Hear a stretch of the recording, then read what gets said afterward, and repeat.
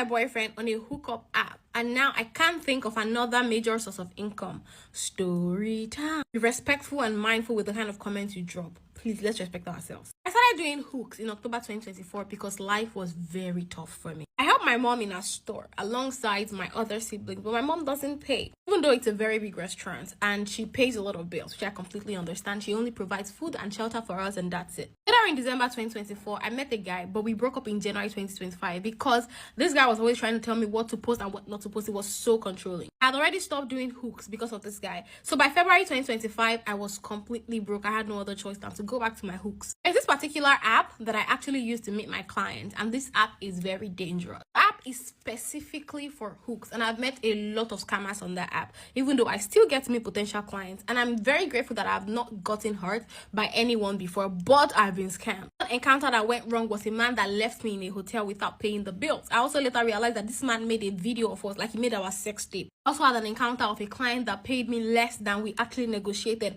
So all of these things was already stressing me out. Around March, I started helping my friends talk to some of their people on the phone and getting changed like 10k, 20k, and I was good.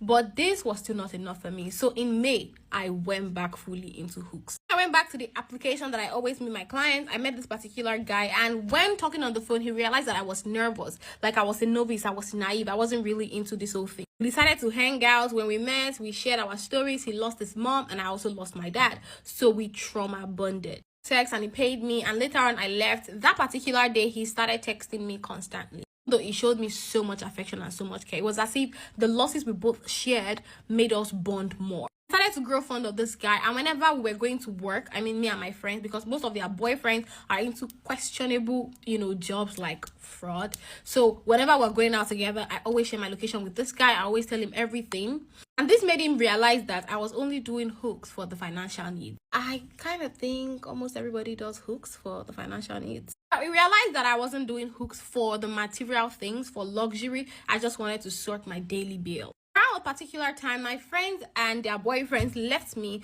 in the hotel that they lost, and one of the guys that I used to make phone calls for actually reached out to me and was like, he wanted me to make a phone call for him. He came to the hotel to meet me, and before I knew it, I woke up with a sore vagina. This guy that I met on the hooks app, the one that I was growing fond of, let's say his name is Dele. Dele realized that my location was off, and I used to actually share my location with Dele, and I was asleep. Like I wasn't texting or replying his text, so he was worried about me. By the time I woke up and I saw his calls, and I also woke up to a sore vagina, I could not tell this guy Dele that something had happened to me because I was so ashamed of it. At the end of June, I realized that I could not find my period, but I was not so worried because I had taken water and salt at